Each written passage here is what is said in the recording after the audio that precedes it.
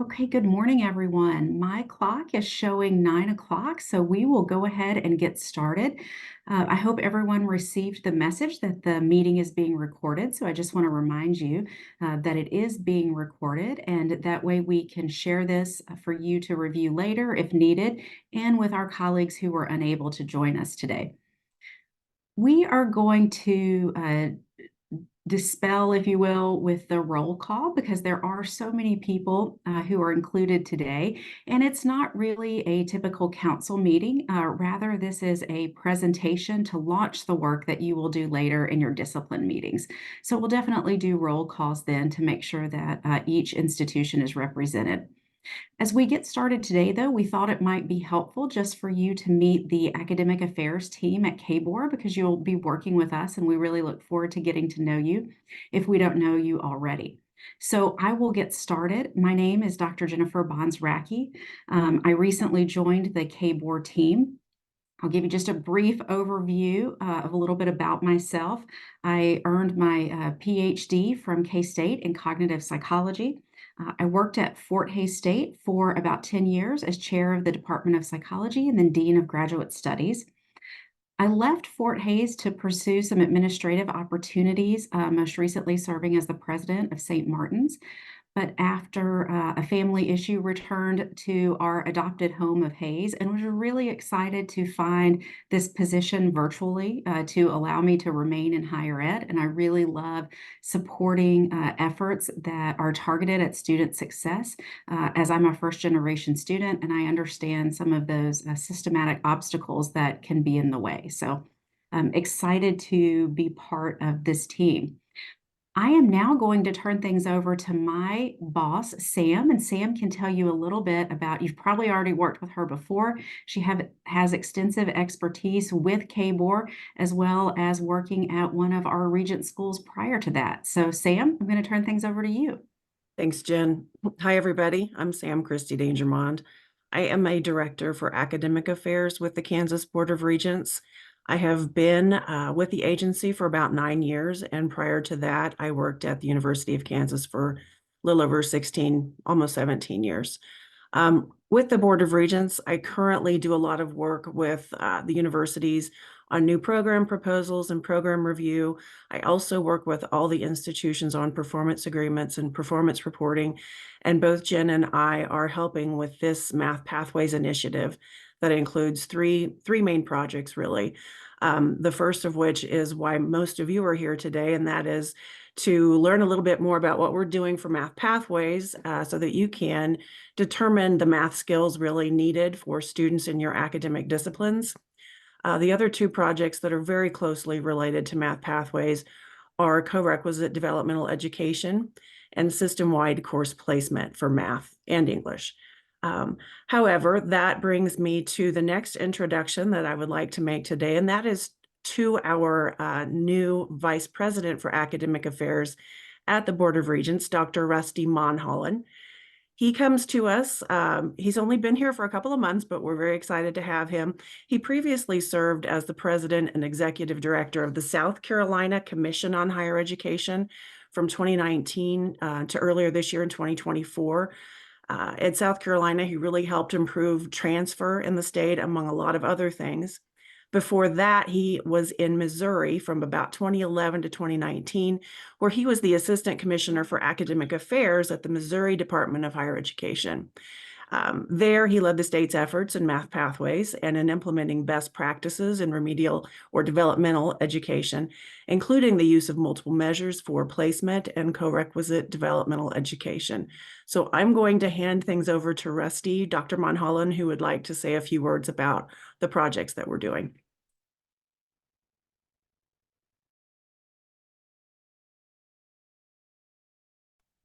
Thank you, Sam and Jen, and good morning, everyone. It's a pleasure to be here with you this morning. I'll try to keep my remarks brief. Jen and Sam and I were talking last week, and we kind of talked about what Math Pathways are and what we're trying to accomplish, what we want to accomplish by developing these pathways. And it was their idea that perhaps I share some of those thoughts with you all. It might provide some context. First, I might just explain real quickly what are math pathways. Simply put, they're differentiated gateway math courses that provide instruction in the math skills, the content, and the knowledge students need for success in particular programs of study. That could be in STEM fields, but also in non-STEM fields, and also for transfer, or in some cases for non-transfer. Gateway math courses are those, they're often, maybe we think of them as prerequisites. You have to take this course before you can go on to the next course in the sequence. It's often, for some students, a gateway math course may be the terminal math course they'll take, depending on their program of study. But regardless, the idea is to articulate the mathematics content that a student would need to be successful in the program of study they have chosen. Part of math pathways is providing students with our academic support, helping them understand what they need to do, how to move through their course of study, but also to help them understand that if they want to be a non-STEM major, that this alternative pathway, and when we talk about alternatives, it's usually we're talking about alternatives to college algebra, that they have, those advisors have the information they have to help those students enroll in that, and they simply aren't by default placed into college algebra.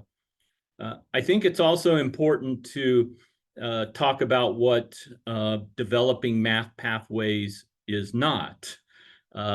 We are not asking universities to dumb down the curriculum by creating alternative math gateway mathematics courses. They are simply that, alternatives to college algebra. They aren't.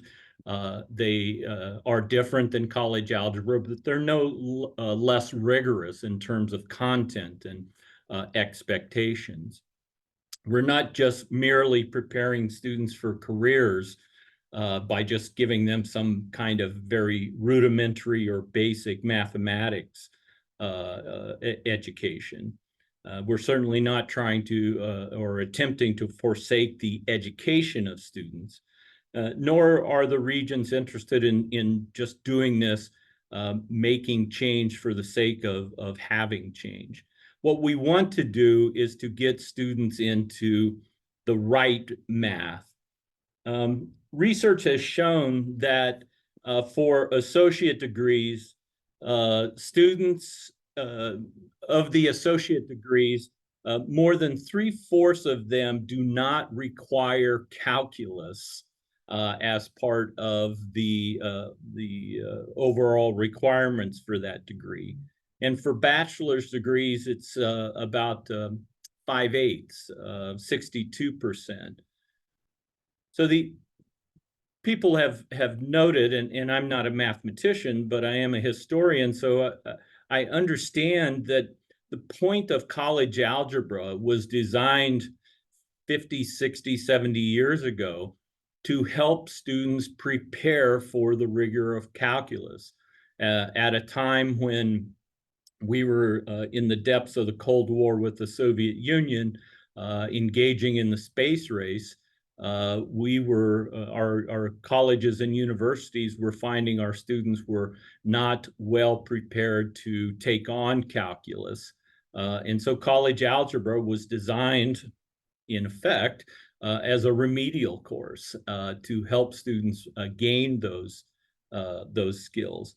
but over the years, it's become the default course, the default mathematics course for every degree, every program on campuses, when in fact many programs students would be better served with statistics or probability or mathematical modeling.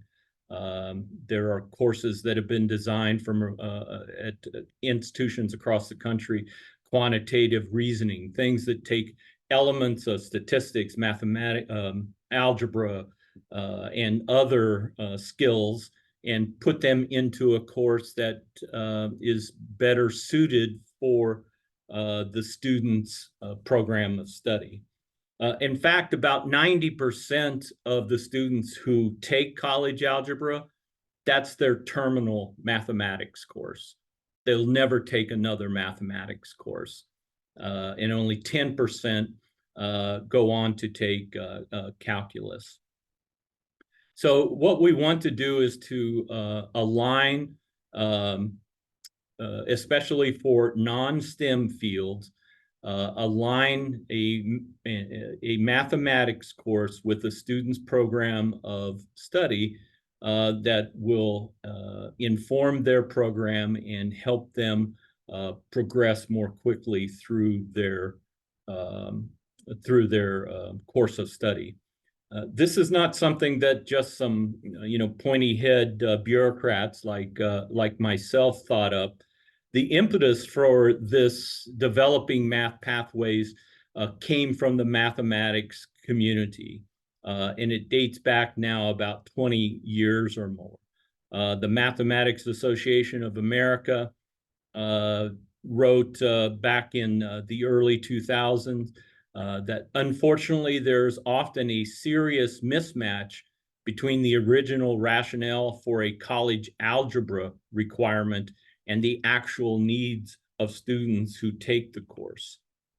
The University System of Georgia's Mathematics Task Force, who helped us, it's my understanding, come to understand and helped us get our work started here, notes that college algebra was designed explicitly to meet the needs of students who are preparing to take pre-calculus and calculus. So what we're asking you all to do is to think about the needs of your students in your program, in your discipline, and ask yourselves and try to come to a consensus that what is the best course, the best mathematics course for students in this major to take that aligns with the other elements of their study and that will have some relevance to not just their study as they move through the university, but some relevance after that as they move into their post-university lives. So I'll stop there. I think that I hope that provides kind of an overview of what we want to do. The key for you all is to, if college algebra is the best course and it's a required course for students to be successful, then that's good. But I think we're seeing a lot of some of the discipline groups are just kind of defaulting to college algebra without thinking about the needs of their students and what kind of mathematics skills and knowledge and content would be appropriate for students in that program. So I'll turn things back over to Sam and Jen, and I guess Keith and Whitney are also with us today. So they are chairs of our mathematics task force, kind of leading this work. And they'll be here to help and to provide some input and guidance as well. Thank you so much, VP Monholland. And as Rusty was just stating, we do have a fabulous group of faculty and staff who compose the Math Pathways Task Force.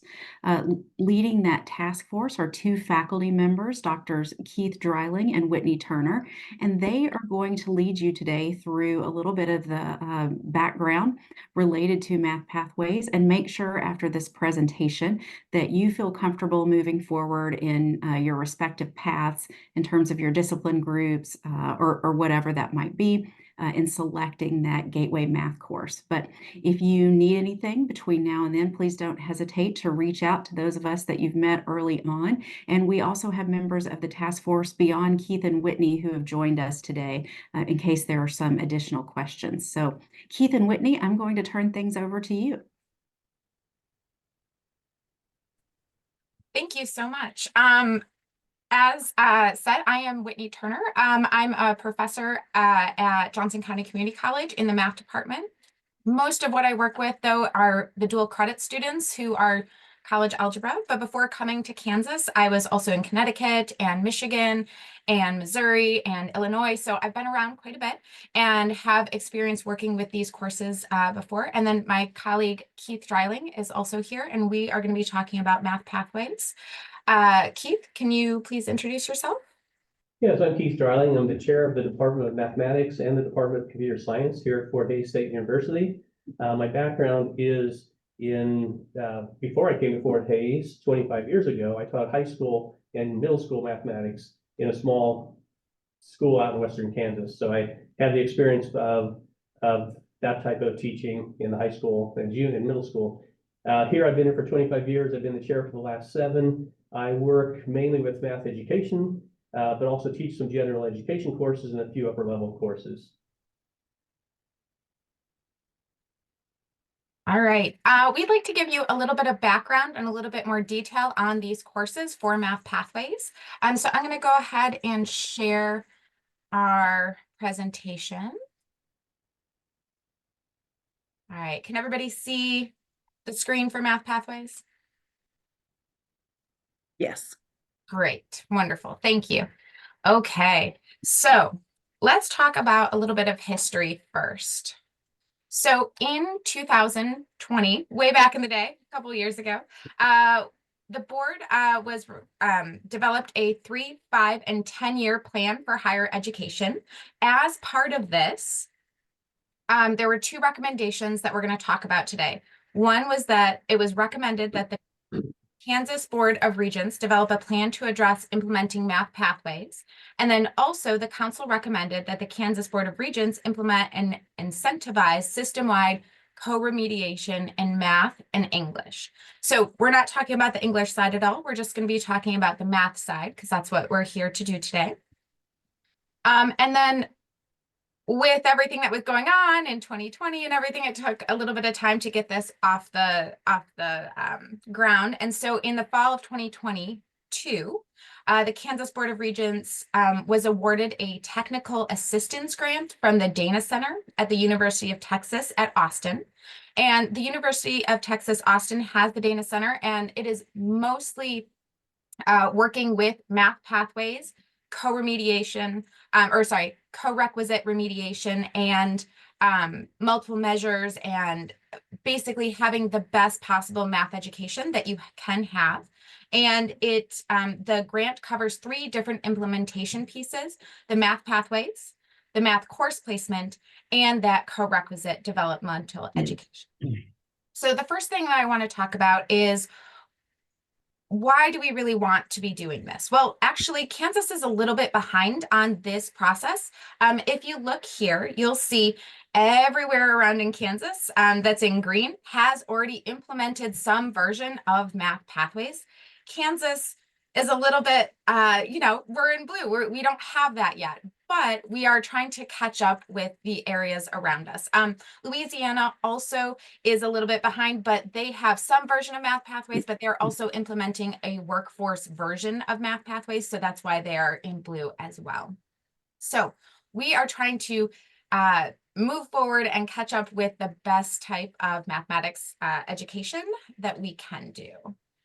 Okay, so as Rusty had said before, we are absolutely, almost all of us take college algebra currently right now. almost every single major besides some particular universities across the state, everybody takes college algebra. However, college algebra is not necessarily a relevant mathematics course for most majors. It leads to calculus. It teaches skills that will allow students to have the prerequisite knowledge to move on to calculus. It doesn't necessarily teach statistics or contemporary math or any of the topics that would be relevant and useful to students who are not just taking calculus. So what we want to do, I'm going to move on a little bit here. We want to introduce 2 additional courses here. Sorry, I moved a little too fast there. We want to introduce 2 additional courses, statistics and quantitative reasoning. In Kansas, that quantitative reasoning course, we're going to be calling it contemporary math. What your school calls it may look a little bit different, but the seamless transferable course is called contemporary math. So these courses, the statistics and the quantitative reasoning course, are alternatives, not less rigorous, but alternatives to our college algebra course. The statistics course is incredibly relevant to a lot of our majors, including our social sciences and many of our health science courses or programs of study. The quantitative reasoning is overall a survey type course that is going to hit on a variety of topics within mathematics. So one thing to note is a lot of people think that mathematics is just a single algebraic structure, but mathematics is actually much, much larger and much more interesting than just algebra. Quantitative reasoning will be looking at things like logic, argumentation, a little bit of statistics, probability, as well as some financial math, social science math, a variety of topics that are going to be relevant to a lot of our students in things like humanities, English, sociology, some of our health majors as well, communications. These types of argumentation, logic, probability, counting, etc.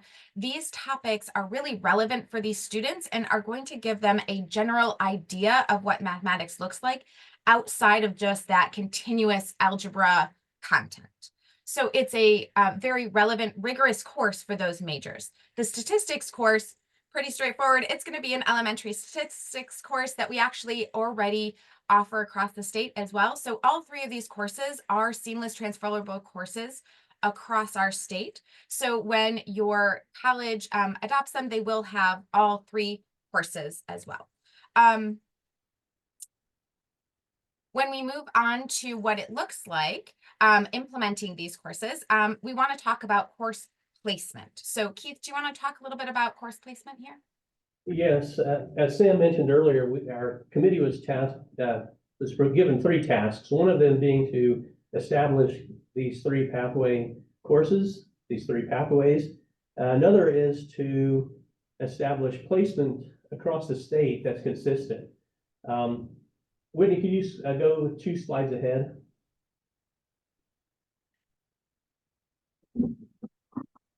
Go 1 more.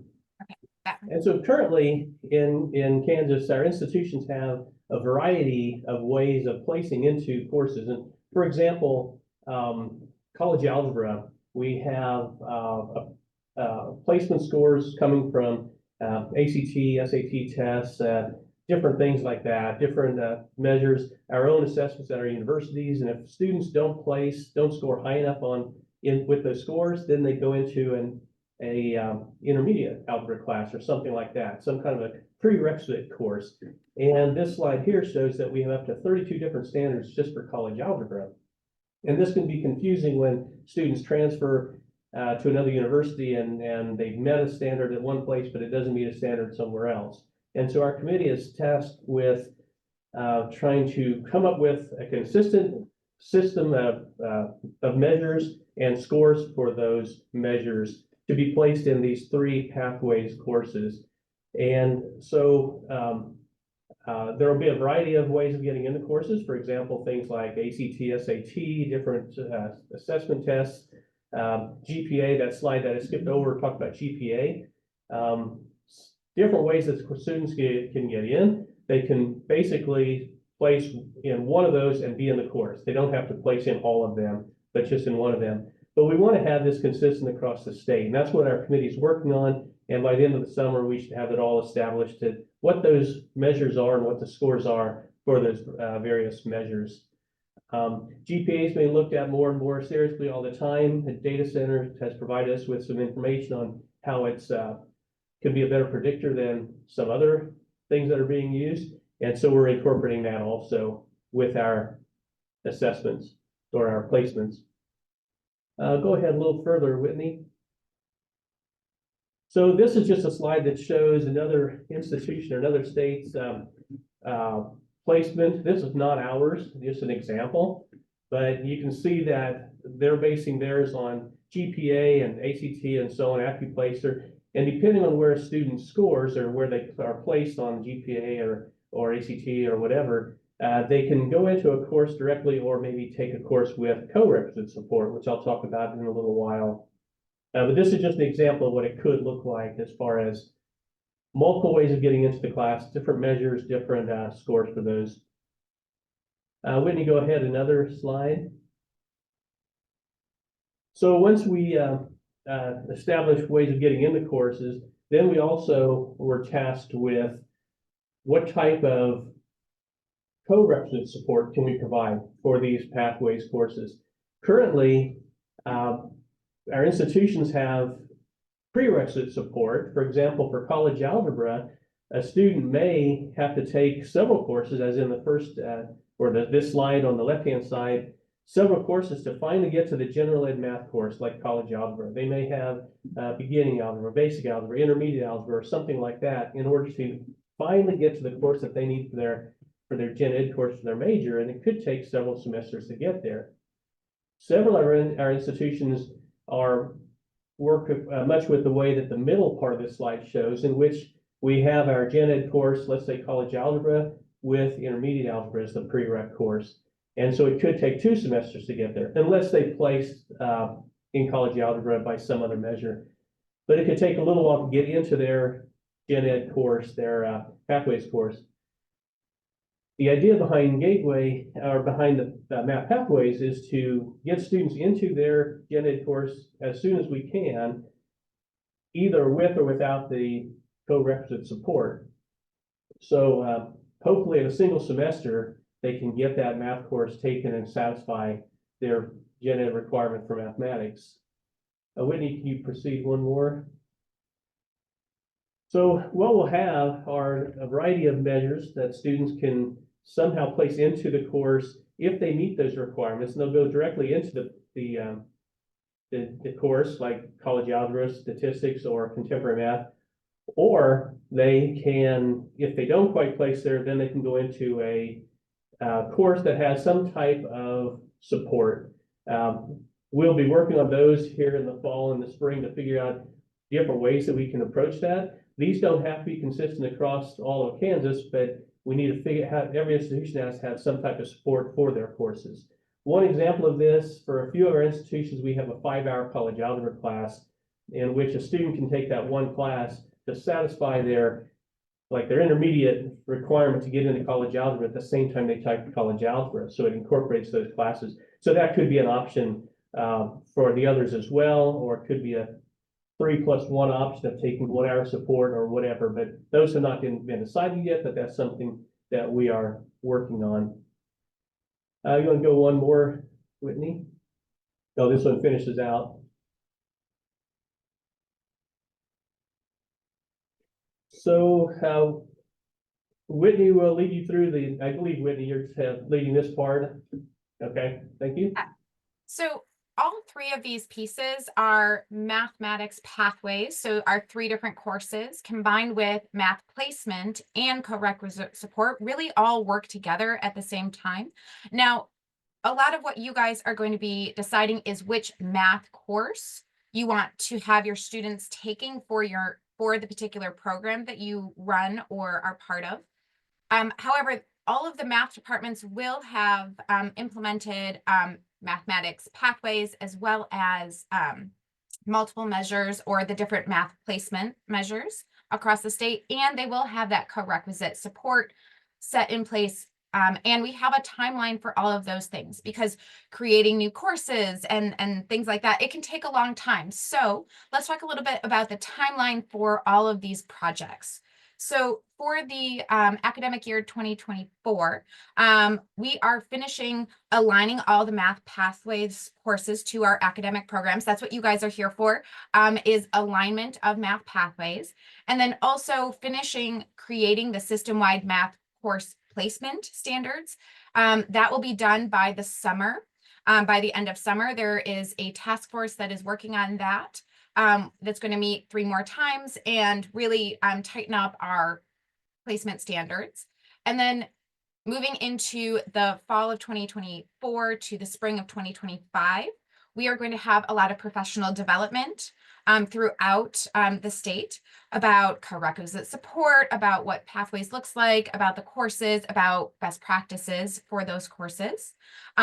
We are also going to be talking about how to design those co-requisite courses, because oftentimes you're going to need a year to get that through your academic affairs, and all of our institutions really want to do a good job of these types of courses to help students in the best way possible.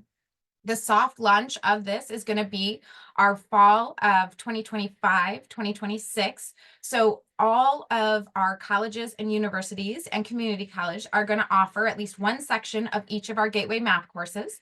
That's going to be our statistics, our contemporary math, and the college algebra.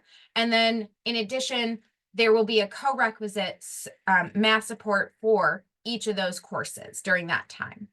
And then the following year, fall 26 to spring 27, it will be a full-scale implementation of these 3 pieces. So system-wide course placement, the co-requisite remediation, and math pathways. So everybody will be completely on board by the fall of 2026. So that's what our project looks like timeline wise. Are there any questions or concerns? Any questions about the courses, about co-requisite development, education, or math placement?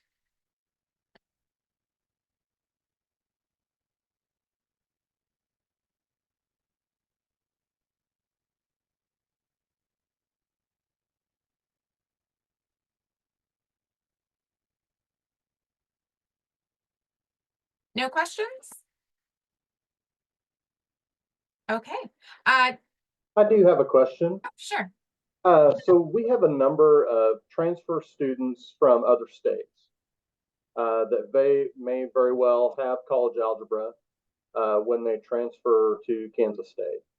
Would they be expected? Let's say they're in a program that requires contemporary math. Would completion of college algebra prior to arrival meet the requirement, or would they also need to take contemporary math to graduate?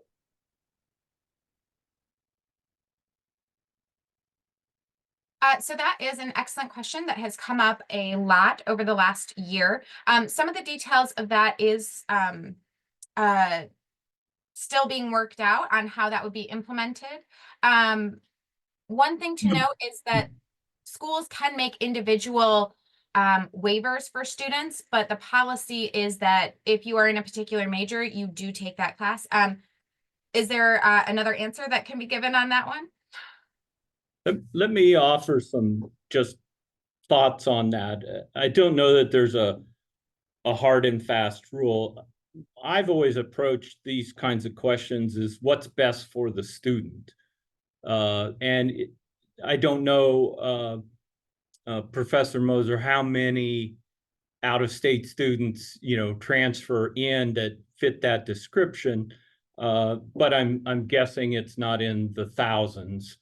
Even in the hundreds. So, is it to the student's benefit if they've completed a mathematics course that would satisfy the general education and not, the contemporary math requirement it's not a program requirement. It's really just the default course for students in a particular program.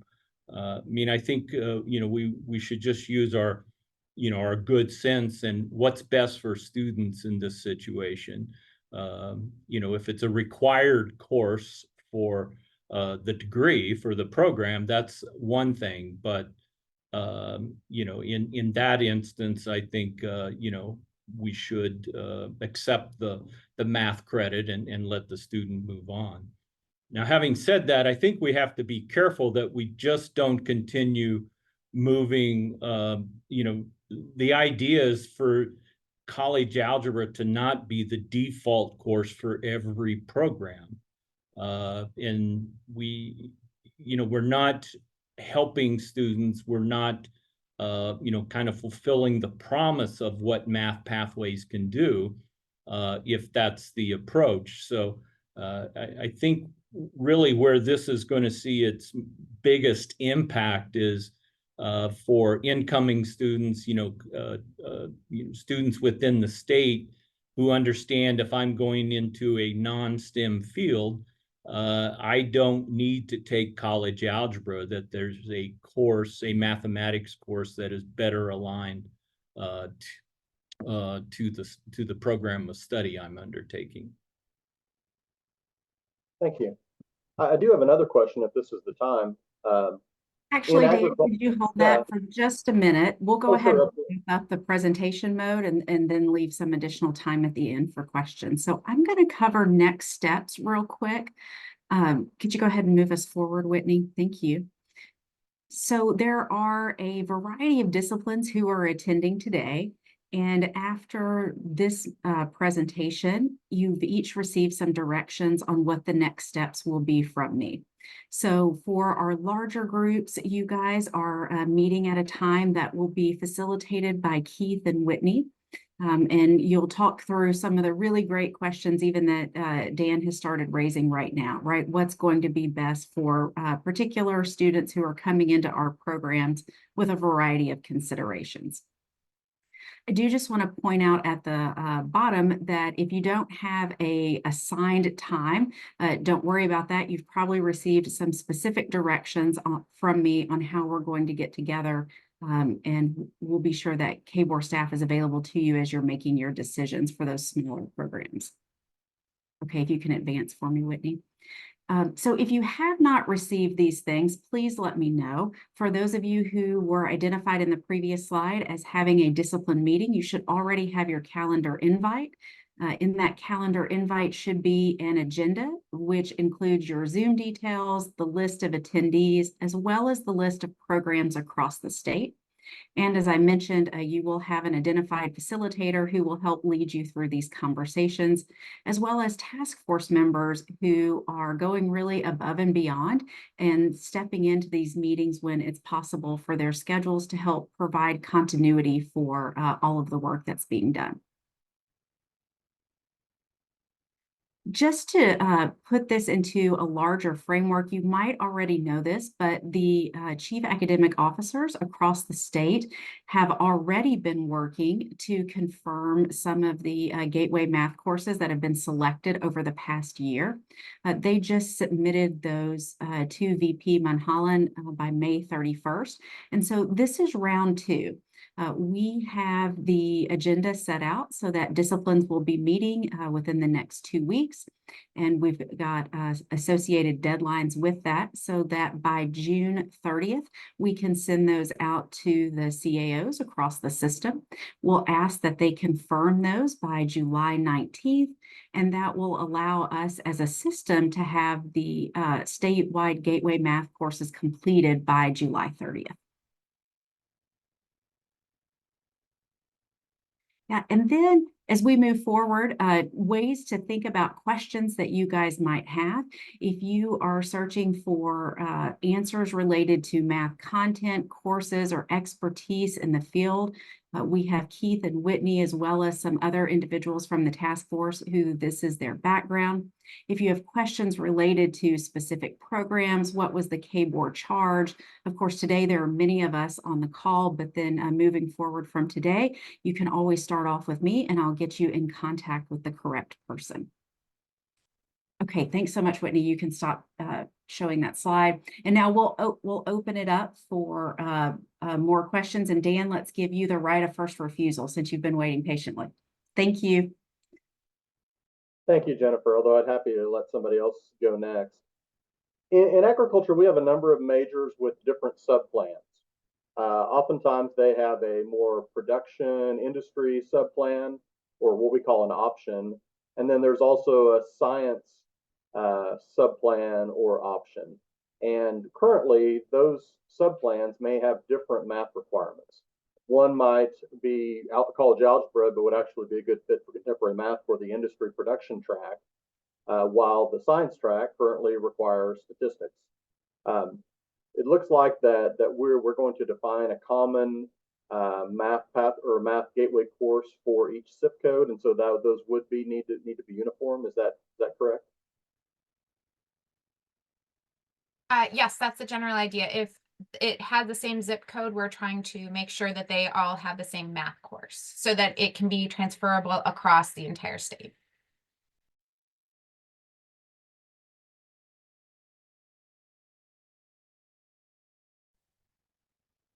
I have a question if we have time. So you mentioned there's going to be a soft rollout with this, with one section taught in fall 25. Do you guys know how that soft rollout is going to happen with like what programs are going to be testing that out? Simply because looking forward and trying to do curriculum changes for our programs, you know, we're looking at timing when this should happen. And I fear that one section will not be enough at K-State for like contemporary math. And I was curious how that would roll out. That really depends on the institution. So I think K-State is one of the institutions that does not currently have contemporary math in system-wide transfer. Is that correct? I believe so. No, Yeah. they do. They do, Sam. Oh, Sorry. great. Okay, wonderful. Thanks, Carla. Anyway, it's going to depend on the institution. You can certainly do a firmer soft launch in fall of 25 if that works for your institution. We wanted to get everybody on the same page by at least offering one section for each of the 3 math pathways courses by fall of 25, so that by fall of 26 everybody can be ready for a full implementation. So your chief academic officers, your provosts, those folks on your campuses all know about this plan, and hopefully we'll be working with you all in the implementation portion. All right, thanks. Thank you.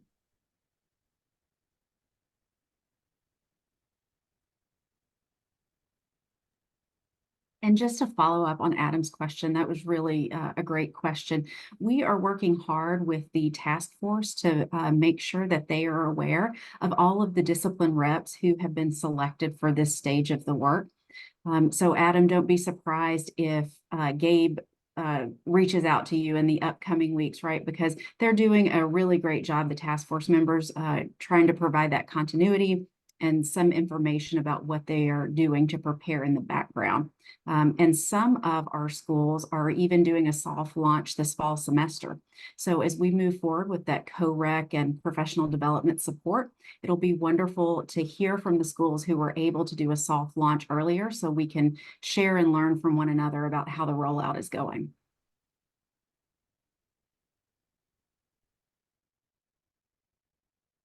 I don't have a question. It's really just a concern that I want to raise. At Washburn, we've had math pathways for a while, and most of our majors, I would say, require the quantitative reasoning class. What's new for us is introducing statistics. And I'm just a little concerned that some majors will select statistics that at Washburn have been taking the quantitative reasoning class, and that could set us back in terms of student success in areas where quantitative reasoning is actually working very well. So I just wanted to throw that out there. Yeah, and Kelly, just so you know, I reached out to your team on Friday. Look forward to hearing from them today so we can continue that conversation in a smaller group. But thanks so much for raising it. Thank you.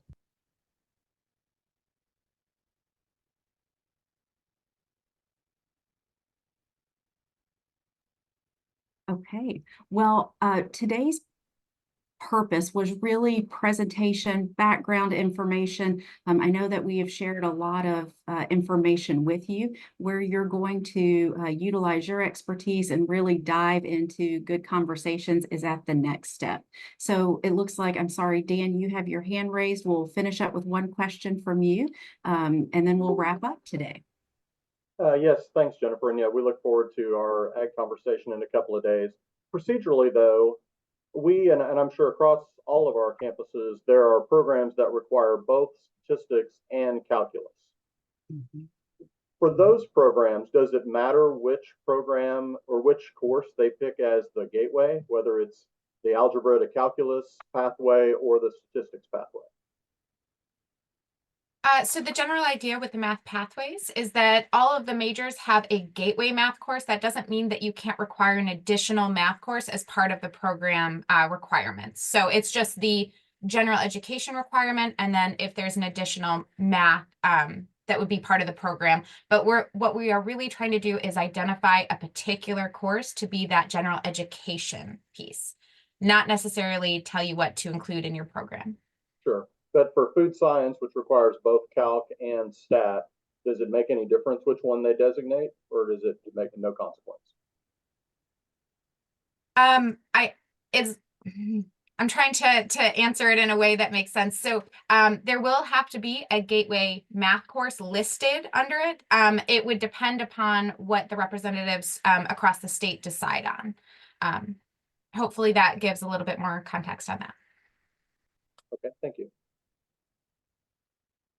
We actually have one more. Let's squeeze in one more question from Kim, and then I promise we'll cut it off because we want to be respectful of everyone's time today. Kim. Thanks, Jen. I just wanted to see if we had clarification on basically the question of what happens when a student changes majors and the gateway course is different for the different major. And I wonder, I wonder if we're at that point where we can clarify, can that be, if we're going to allow for substitutions, can that be done at the program level rather than at the individual level?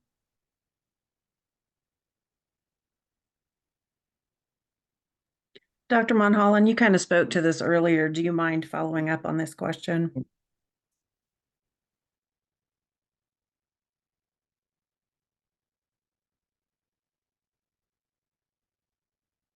I'm not sure. There he Yes. goes. Okay. Sorry about that. Yeah, you know, students will change majors. We know that. I am of the opinion that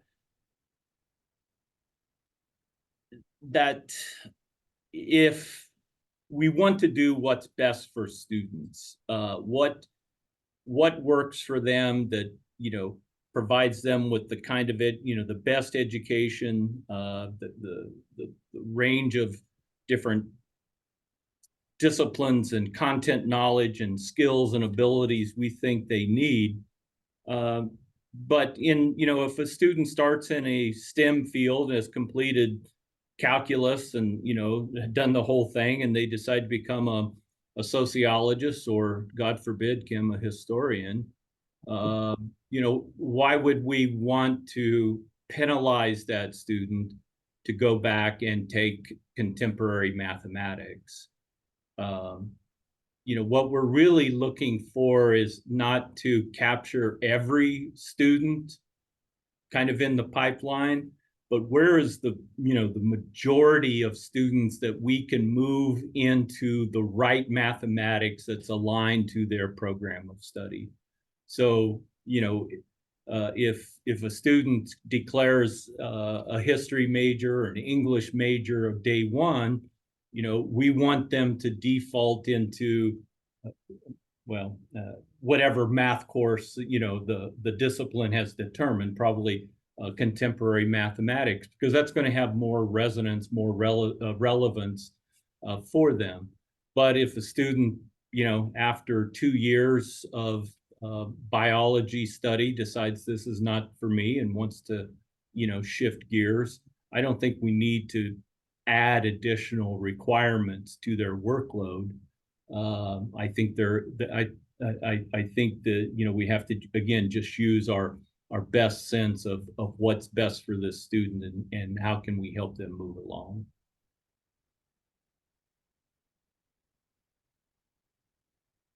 But in terms of transfer, especially, I think, you know, that's where it becomes critical that, and we're really talking about 2 points of transfer.